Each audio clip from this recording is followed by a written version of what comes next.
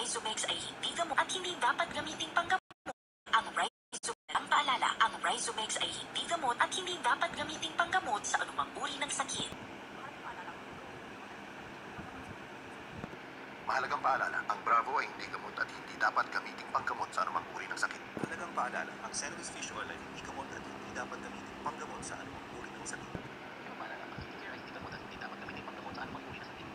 Mahalagang paalala, ang Cherry Syrup at Lexic ay hindi gamot at hindi dapat gamitin panggamot sa anumang uri ng sakit.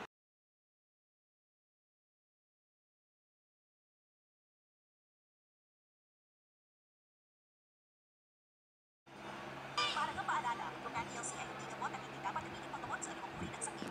Mahalagang paalala, ang Zero Ball ay hindi gamot at hindi dapat gamitin panggamot sa anumang uri ng sakit. Mahalagang paalala, ang Bemo Plus Gold ay hindi gamot at hindi dapat gamitin panggamot sa anumang uri ng sakit. Mahalagang paalala, ang Avibon Kid ay hindi gamot at hindi dapat gamiting panggamot sa anumang uri ng sakit.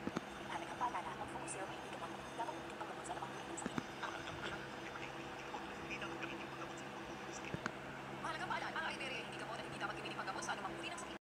Mahalagang paalala, ang First Secret ay hindi gamot at hindi dapat gamiting panggamot sa anumang uri ng sakit.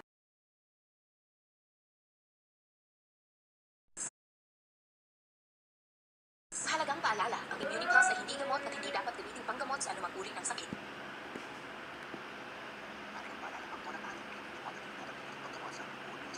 Mahalagang paalala, ang Versaflora Provivares ay hindi gamot at hindi dapat gamiting panggamot sa anumang uri ng sakit.